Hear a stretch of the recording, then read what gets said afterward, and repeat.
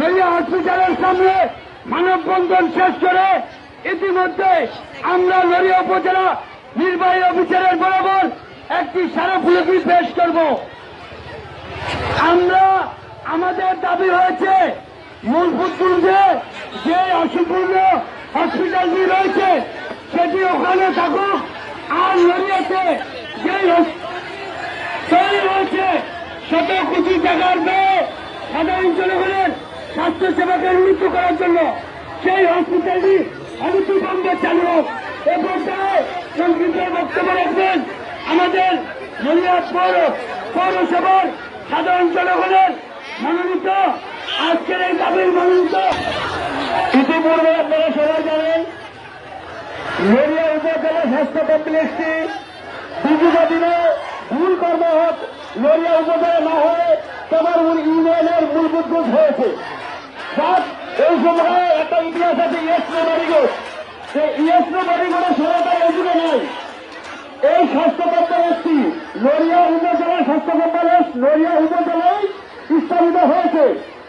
সম্পূর্ণ কাজ সম্পূর্ণ কিছু কুচক্রী মহল তাদের স্বাস্থ্য নীতির জন্য কৃত্রিম করে স্বাস্থ্য কমপ্লেক্স উপজেলায় হতে হবে।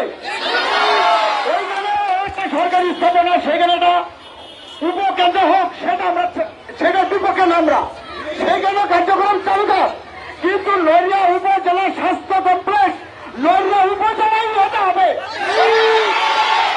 আপোষ নাই আমাদের কারোর সাথে, এই ব্যাপারে কারোর সাথে কোনো আপোষ নাই। গত 2 তারিখে একটা ভিডিও কনফারেন্সের মাধ্যমে তারেক রহমান বলেছিলেন যে কিছু প্রেতাত্মারা আমাদের ভিতরে ঢুকে গিয়েছে, সেই প্রেতাত্মাদেরকে আমরা চিনি, সেই প্রেতাত্মাদেরকে চিহ্নিত করে আমরা দাঁত ভাঙাতে পারতাম ইনশাল্লাহ। এইভাবে আমি আমার সংক্ষিপ্ত বক্তব্য শেষ করলাম।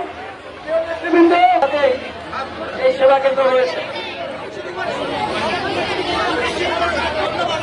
বর্তমানে যে হাসপাতালটি সরকারিভাবে আছে সেটা আমরা নতুন, এটা কোন অবস্থাতে একটা উপজেলা স্বাস্থ্য কমপ্লেক্স হতে পারে না।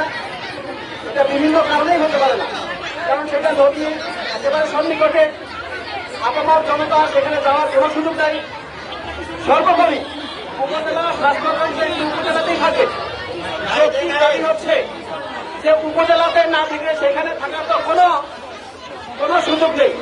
অতএব আমাদের প্রাণের দাবি এবং আমাদের এই দাবিটা হচ্ছে অত্যন্ত যৌক্তিক দাবি যে আমাদের এই হাসপাতালটি ইতিমধ্যে এখানে নির্মিত হয়েছে, এটা সরকারি অনুদানে নির্মিত হয়েছে, এটা হবে এটাই স্বাভাবিক এবং আমরা এটাই দাবি করছি। আমরা একটা সুনিশ্চিত এবং যৌক্তিক দাবি নিয়ে এসেছি। আমরা আশা করি